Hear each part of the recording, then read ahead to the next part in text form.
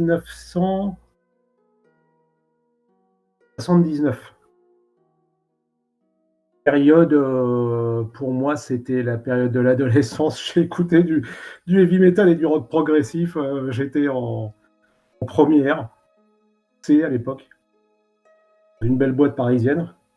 Qui m'a initié? Des potes, pareil, de la même classe.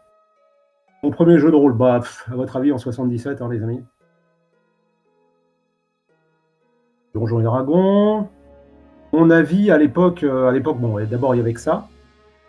Enfin, il y avait Traveller aussi et des trucs de SF, mais comme il n'y avait pas Internet, le Minitel ne parlait pas de jeux de rôle, que le milieu rôliste était quand même très fermé. Et puis on n'avait pas forcément très bonne réputation, à la fois à cause de l'affaire stupide là dans le sud-est de la France, et puis parce que nos parents qui comptaient un peu quand même avaient l'impression que ça nous bouffait nos études.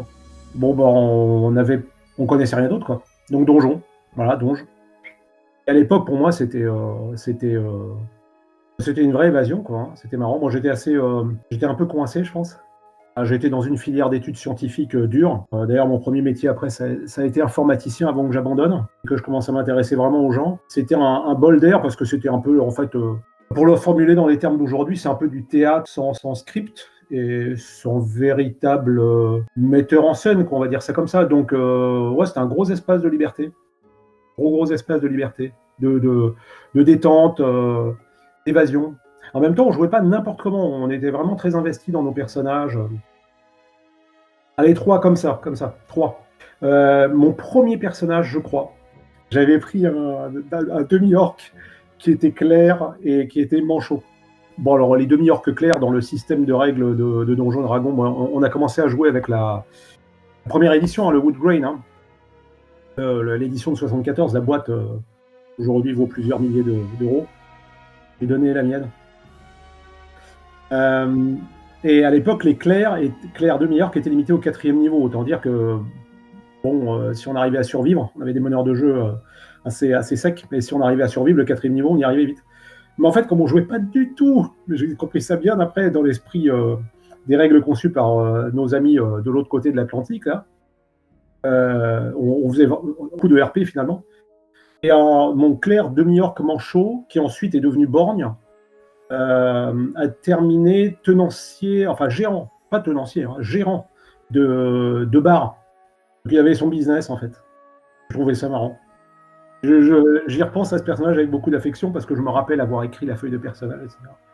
Donc je vous avais promis 3, vous boirez le calice jusqu'à la lie. Le deuxième, c'est un personnage dont j'ai encore la feuille quelque part notée sur des feuilles de Bristol à petits carreaux en bleu pour tout ce qui était classique et en rouge pour ce qui était important, avec du crayon de papier. Je l'ai mise sous vide pour vous dire à quel point je la mythifie. C'était un personnage qui était un voleur magicien demi-elfe, toujours dans Donjon, bien sûr. Et on avait joué une campagne sui generis avec un des meneurs de jeu qui tournait dans notre petite communauté, là, qui est un meneur de jeu très exigeant. Et c'était une campagne, c'était vraiment la première campagne monstrueuse que je faisais, quoi. C'est-à-dire qu'on commençait niveau 1 et on a terminé très haut. Et on a terminé tellement haut, en fait, que mon personnage, qui était neutral good au début, neutre bon, qui est très gentil. Même s'il était voleur, il ne volait qu'aux riches pour donner aux pauvres, hein. Il volait aux pauvres pour garder pour lui quand même. Enfin bon. Il a eu un destin assez fascinant, notamment. Il est devenu neutral evil. Il est devenu neutre mauvais par le biais d'une malédiction. Donc tout ce qu'il faisait en bien, il est parti en mauvais. Et Dieu sait que les neutral evil, on savait bien les jouer, hein. Aujourd'hui, j'ai vu quelques joueurs, là on en a parlé avec quelques-uns. Bon, comme on est beaucoup plus nombreux dans la communauté de rôlistes, il y a beaucoup plus de styles, mais je trouve qu'à l'heure actuelle, le neutral evil, ça fait un peu mesquin. Et puis bon, il y a tellement des voiles, les trigger warnings, des machins, tout ça, ce qui est normal et logique, hein. La pratique s'étendant, il faut quand même faire gaffe à ce qu'on fait pour pas mettre des gens dans la gêne alors que c'est un jeu, une activité sociale, hein, on est là pour ostraciser personne. Mais je peux vous dire que quand on jouait neutral evil, on jouait, mais alors, on était vraiment des pourris, vraiment. Mais vraiment, quoi. On faisait tout ce que vous pourriez imaginer. plus encore. Et il y avait zéro warning, enfin trigger warning, il n'y avait pas de voile, il n'y avait pas de limite. Hein. Vraiment, il n'y avait pas de limite. Il est devenu vraiment hyper pourri. En même temps, au sens de Donjons et Dragons des règles, c'est devenu une relique, puisqu'il a bénéficié de l'attention particulière et privilégiée d'un dieu, parce qu'en gros, il lui a quasiment sauvé la mise. Et je me rappelle en particulier avec ce personnage d'un combat, alors qu'il était encore neutre good, où il devait combattre tout seul parce qu'il s'était isolé comme d'habitude. Un dragon, mais un dragon comme on les jouait, quoi. C'est un dragon monstrueux, quoi. Et le meneur de jeu était vraiment désolé pour moi parce qu'il adorait mon personnage et moi aussi. Et il se fait que pendant ce combat, j'ai dû lancer une dizaine de fois les dés, quoi. J'ai fait une dizaine de 20. Je vous laisse calculer en termes de probabilité, hein. Mais voilà, il a tué le dragon, alors que c'est une quiche, quoi. C'est un voleur magicien. Le troisième, en fait, c'est un personnage que j'ai joué très récemment, avec un meneur de jeu qui est vraiment quelqu'un de réputé dans le milieu, très productif. Je ne suis qu'un humble pousseur de bois ou de clavier dans le domaine. Et c'est un système qui est en cours d'évolution, qui est très sympa, qui est du médiéval fantastique, un peu dark fantasy, qui fout un peu la trouille, qui pète, quoi. Faut un peu de muscles et des poignards bien sales. Et moi, je lui ai proposé une cuisinière, une brave dame, dont le problème, c'est qu'elle avait chuté socialement. Elle avait toujours été cuisinière, hein, grâce à sa maman. Ils avaient une licence locale dans la commune, dans la ville où on jouait. Sauf que sa mère était tombée malade, elle avait eu la cataracte, elle avait eu des soucis de santé, elle avait perdu sa clientèle. Donc peu à peu, on était descendu en gamme et on avait changé de quartier. Et c'est une femme, cette cuisinière, qui se caractérisait par une absence totale d'empathie, en fait. Elle a pas d'empathie. Bon, voilà, quoi. Et elle n'a pas d'état d'âme, au sens où c'est pas qu'elle n'ait pas de scrupules, c'est que le terme lui-même est trop compliqué à écrire, elle ne voit pas de quoi il s'agit. Pour vous résumer la créature qui a fait tomber le meneur de jeu par terre, et puis il m'a quand même demandé si j'avais bien compris le pitch. Je l'ai convaincu que c'était le cas. On a joué et c'est elle qui s'en est sortie. Elle a vraiment tout défoncé. Ma présentation au personnage, quoi, aux autres, qui la connaissaient de réputation, c'est qu'elle cuisinait de jour, manger pour ses clients, et elle cuisinait de nuit pour d'autres clients, des trucs qui se mangeaient pas mais qui criaient un peu quand même. Et je m'étais fait une après-midi, donc je m'étais pris de fun pour ce personnage que je trouvais absolument désopilant, et bien que finalement assez sinistre, puisque sans aucun scrupule ou état d'âme, hein, elle, le but c'était d'arriver à avoir assez d'argent pour sauver sa famille du besoin, à part ça, le reste. Voilà, puis elle savait cuisiner. Bon, tout. Hein, les steaks et les gens qui en savaient pas assez, qui n'en disaient pas assez.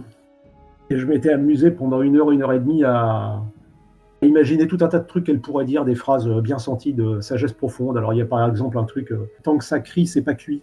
J'avais plein d'aphorismes comme ça.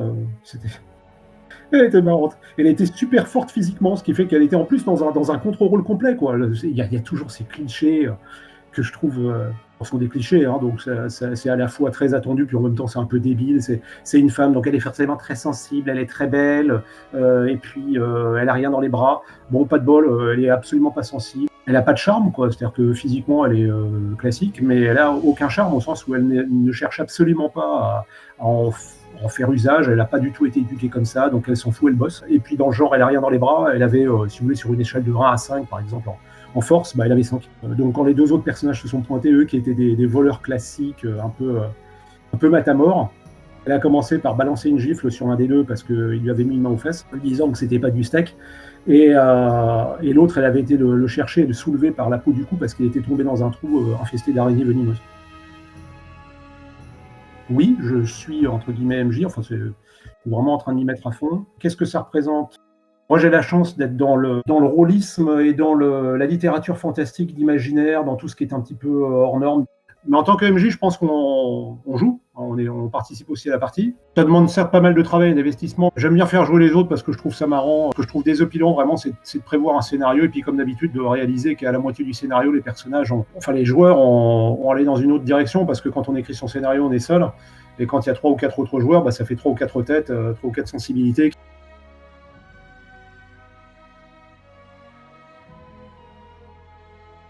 J'imagine, parce que tu lances des dés par définition quand la situation devient tendue et compliquée. À ce moment-là, ton esprit doit être focalisé lui aussi sur la résolution et l'interprétation des résultats.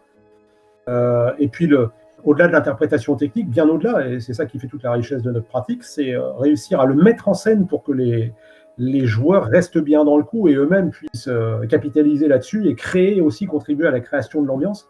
Non, moi, pareil, hein, enfin, je vous parlais du coup je ne fais plus des RH, c'est pareil, je ne lance pas de dés pour les joueurs. Je prends un système de jeu, l'ambiance et le décor qui vont avec en restant vraiment sur la ligne, donc Vermine, je reste dans l'esprit de Julien Blondel, hein, le concepteur. Je monte un petit scénario, comme je suis flemmard, comme la plupart des meneurs de jeu, je prends un scénario qui existe. Mais évidemment, comme je suis individualiste, comme tous les meneurs de jeu, ou à peu près, je le tweak un peu, hein, je détourne. Une fois, il y a un joueur à la fin d'une partie qui m'a dit « Ah, quand même, c'était pas... je l'avais déjà joué. » Il me l'avait dit. Hein. Je l'avais déjà joué, mais c'était pas... Alors, je lui ai dit « Ben non, adapté. » Sinon, je sais pas, on joue sur ordinateur, quoi. Là, on fait ce qu'on appelle un jeu de rôle. Sur ordinateur, pour moi, c'est pas... Enfin, ça s'appelle aussi un jeu de rôle, mais à un moment, il faudra faire les distinctions, c'est pas pareil. Il y a des gens qui me reprochent souvent d'être optimiste. Je suis pas optimiste. Enfin, vous connaissez l'adage, hein, l'optimiste voit le verre à moitié plein, le pessimiste à moitié vide. Moi, je le vois 2 fois trop grand, quoi. Enfin, c'est pas de l'optimisme ou du pessimiste. La vie, elle est ce qu'elle est. Enfin, les circonstances sont ce qu'elles sont. Les circonstances sont ce qu'elles sont. On en fait ce qu'on en peut. Dans le domaine du jeu de rôle comme dans d'autres. Hein. Et moi, ce qui me réjouit, dans ce que je vois et ce que je comprends de la communauté, ce que je ressens de l'expression de la communauté rôliste, c'est que ça se démocratise. Ça se démocratise. Alors ça reste encore un petit peu souffré, quoi. Hein, ça reste encore un truc un peu... ça, c'est dommage. Donc je ne sais pas trop ce qu'il faudrait pour qu'on devienne une pratique vraiment avouable. Je ne suis pas sûr d'en avoir forcément envie parce que je suis content dans ma cave. Mais ce qui me réjouit, c'est de voir cette multiplication d'approches du jeu. Il y a de la place pour tout le monde, vraiment, je pense. Hein. Vraiment. D'ailleurs, on jouait à Morgburg, en avant. Hein. Allez vous buter du démon par paquet de 15. Quand j'ai commencé, je ne voulais pas être MJ. Je voulais jouer. Je voulais pousser du bois, je voulais pousser des dés, je voulais défoncer des portes, je voulais envoyer des éclairs. Je ne supportais... Enfin, je faisais MJ de temps en temps, et de temps en temps, il fallait que chacun y verse un peu son écho, mais j'aimais pas. Aujourd'hui, j'aime beaucoup. J'aime encore jouer, hein, mais quand je vous parlais du facteur positif, c'est ça, c'est d'être capable vraiment de profiter de la partie en tant que MJ. Je ne fais pas loi, hein, mais dans mon cheminement personnel vis-à- – du jeu, hein, dans ma maturité, dans mon approche du jeu, c'est parce que j'ai mûri. J'ai quand même le souvenir et le sentiment d'avoir parfois été ridicule moi-même, hein, donc ça donne un petit peu de sagesse.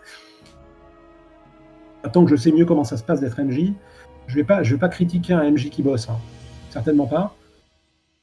Le facteur négatif dont je vous parlais, c'est ça, c'est que quand je suis joueur, moi maintenant, je trouve que des expressions trop brutales par rapport à ce que je pense, mais j'ai envie d'être bien, quoi. Et c'est pas évident de tomber sur des gens qui sont non pas bons, mauvais, c'est pas du tout comme ça. Il y a un nuage de points dans les styles rôlistes, mais de tomber sur des gens qui vont pas être trop éloignés, quoi, en matière stylistique. L'univers est infini.